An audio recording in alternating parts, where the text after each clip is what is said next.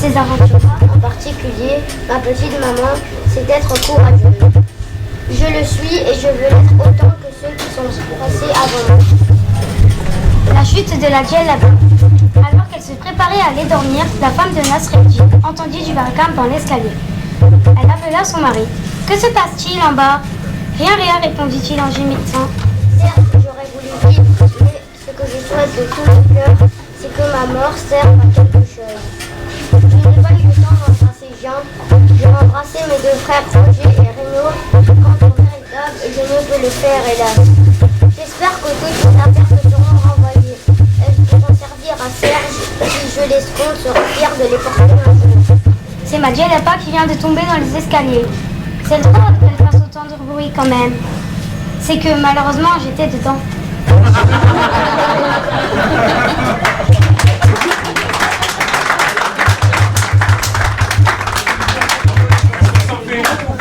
À toi, petit papa, si je te fais ainsi qu'à ma petite maman, plein de peine, je te salue une dernière fois. Sache que j'ai fait de mon mieux pour suivre la voie que tu m'as tracée.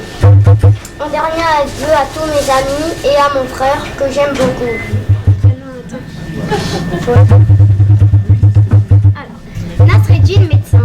Nasreddin Hodia avait envie d'apprendre la médecine. Il alla voir le médecin le plus célèbre de sa ville et lui fit part de son désir. « Tu tombes bien, lui dit le médecin. Je vais visiter quelques malades. Viens avec moi, tu pourras ainsi apprendre le métier sur le terrain. » Qu'il étudie bien pour être plus tard un homme. 17 ans et demi, ma vie a été courte. Je n'ai aucun regret. Si ce n'est de vous quitter tous, je veux mourir avec Tintin, Michel. Maman, ce que je te demande, ce que je veux que tu me promettes, c'est d'être courageuse et de surmonter ta peine. Je ne peux pas en mettre davantage. Je vous quitte toutes. Toi, maman, Serge, papa, je vous embrasse de tout mon cœur d'enfant. Courage, votre Guy qui vous aime.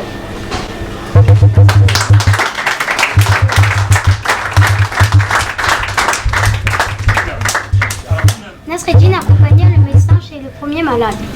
Le médecin regarda à peine le patient et lui dit « Ton cas est très simple. Ne mange plus autant de cerises, bois une tisane avant de dormir et demain tu seras guéri. » Nasreddin Hodia était plein d'admiration. Dans la rue, il se tarit à des langues. « Oh maître, vous êtes vraiment un grand médecin. Comment sans toucher le malade, vous avez pu deviner de quoi il souffrait? » « C'est simple, lui répondit-il. J'ai regardé sous le lit et j'ai vu qu'il y avait un gros tas de noyaux de cerises. J'en ai détruit qu'il en mangeait trop. » Le Hodia se dit que la médecine était plutôt un cas simple. Il pouvait l'exercer à son tour. Il se déclara médecin et dès le lendemain alla visiter son premier patient. Il entra, regardait sous le lit et ne vit que les vieilles babouches du malade. Ton cas est très simple, lui dit-il. Ne mange plus autant de babouches. Bois une tisane avant de dormir. Et demain, tu seras tout à fait guéri.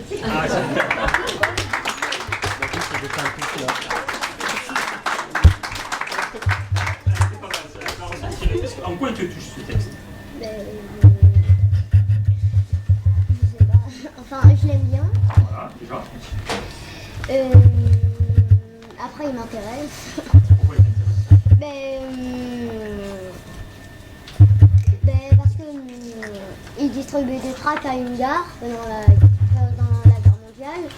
Et il y a un Allemand qui l'a condamné à mort. Et il a envoyé une lettre à sa famille avant de mourir. Ça t'a touché, ça? Oui. Donc il connaît l'histoire. Sarah, tu peux nous dire pourquoi ce type de livre? Parce que en fait, je l'avais lu quand j'étais en CM1, j'ai bien aimé. Et je l'ai retrouvé à l'association à mon père et j'ai voulu le présenter.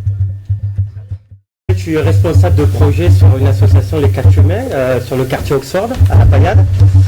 Et en fait, on travaille beaucoup autour de la citoyenneté, du rapport à la société, à ses règles, à ses valeurs. Et on s'est rendu compte récemment, à force de côtoyer le public, etc., que effectivement, le rapport à la lecture, à l'écriture, etc. Il était un peu compliqué dans le quartier, qu'il pouvait y avoir des difficultés dans ce domaine-là, qui avait même du retard, voire voilà, et souvent dans les plus grands qu'on croise, il y a beaucoup de décrochages, et donc on a voulu intervenir sur cette thématique au niveau de l'association. Donc ça fait partie, tout ce qui est réussite éducative fait partie d'une des thématiques de ce qu'on propose. On s'est quand même rendu compte que notre inquiétude, c'était vraiment le devenir de nos enfants dans leur rapport à la maîtrise des savoirs fondamentaux qui sont lire, écrire, compter. Le ministre de l'Éducation nationale a rajouté le respecter autrui. Effectivement, il y a des difficultés dans le rapport dans l'école, que ce soit avec les copains, les copines, que ce soit avec les enseignants ou le personnel. On travaille de manière groupée, voilà, on ne reçoit pas les enfants tout seuls, les familles toutes seules, mais en fait on essaie de travailler par la parentalité, mais avec enfants et parents ensemble. Donc on a rencontré aussi des familles qui avaient leur expérience à partager, leurs petites recettes pour réussir à faire travailler leurs enfants à l'école. Le but, il est quand même, je pense que de réussir à faire aimer l'école, la lecture. Moi, par exemple, je suis quelqu'un qui a grandi, je suis né dans ce quartier, j'ai 45 ans, je suis né à La Payade. J'ai jamais trop aimé l'école, lire encore moins. Je pense que mes enfants, à eux seuls, individuellement, ils ont lu plus de livres que moi dans toute ma vie, quoi. Et je regrette aujourd'hui parce qu'il a fallu à un moment donné que je reprenne le train en marche, mais la lecture, c'est pas quelque chose de naturel chez moi, c'est un effort, c'est compliqué. Pour eux, ça l'est, et c'est même un plaisir. C'est ludique. Voilà, c'est comme dans le sport, hein. Plus on pratique et plus on a moins de difficultés physiques à faire un sport, c'est l'entraînement, la pratique, etc. Ben, pour la lecture, c'est exactement la même chose, mais pour les enfants, ben, voilà, ils prennent du plaisir à lire et ça leur fait un effet. Voilà. Et donc l'idée, c'est qu'on a monté un projet pour partager un peu tout ça. On a décidé de mettre en place un bus, un fourgon qu'on a réaménagé en espèce de bibliothèque, qui s'appelle le bus des petits lecteurs. Et le principe, c'est de faire le tour des quartiers, mais pas que. Voilà, des endroits où on en a besoin. Et de mettre en place des ateliers de parentalité, donc donner des astuces aux parents pour accompagner leurs enfants dans la réussite éducative. Hein. Donc ça passe par des conseils déjà tout simples, basiques. L'hygiène de vie, la propreté, le fait de se coucher tôt, d'avoir un peu de pratique sportive, de bien déjeuner le matin. Voilà, donc il y a des choses basiques, hein, d'hygiène, de vie. Après, il y a aussi de la méthode, hein, préparer son cartable la veille, préparer ses affaires aussi la veille, de ne pas se laisser, c'était mon cas quand j'étais jeune, d'attendre le dimanche à la dernière minute, si ce n'était pas le lundi à 7h du matin pour faire ses devoirs. C'est prêt, aujourd'hui il est prêt, l'outil est prêt. Voilà, peut-être dans moins d'1 mois, peut-être qu'on le verra ensemble, on pourra aller commencer nos premiers tours de contact avec les familles, parce qu'on sait qu'elles sont sensibles sur la question, mais des fois elles sont simplement, elles savent pas comment s'y prendre. Donc l'idée, c'est d'échanger avec eux, on n'est pas là pour faire la leçon ou quoi que ce soit. Voilà.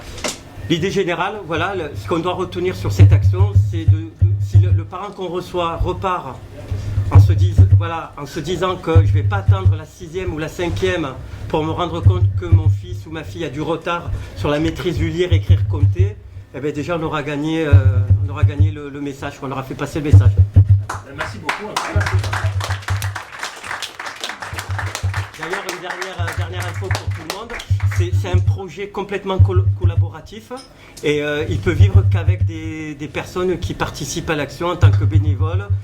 Voilà, parce qu'il y a un espace aussi de lecture de rue pendant que les parents on les reçoit, donc il y a un petit coin de lecture et on met en place une collecte de livres, parce que l'idée c'est que les familles qui reviennent et qui comprennent qu'effectivement la lecture est importante, et bien qui puissent d'entrée repartir avec des livres, qu'on leur dise pas voilà aller à la FNAC ou aller à la médiathèque, ils vont pouvoir repartir avec des livres immédiatement et pouvoir commencer ce travail. Voilà, donc vous êtes tous la bienvenue sur ce projet, on a besoin de toute l'aide possible. Et même vos regards, hein, nous on a construit l'outil, maintenant il appartient un peu à tout le monde. Merci.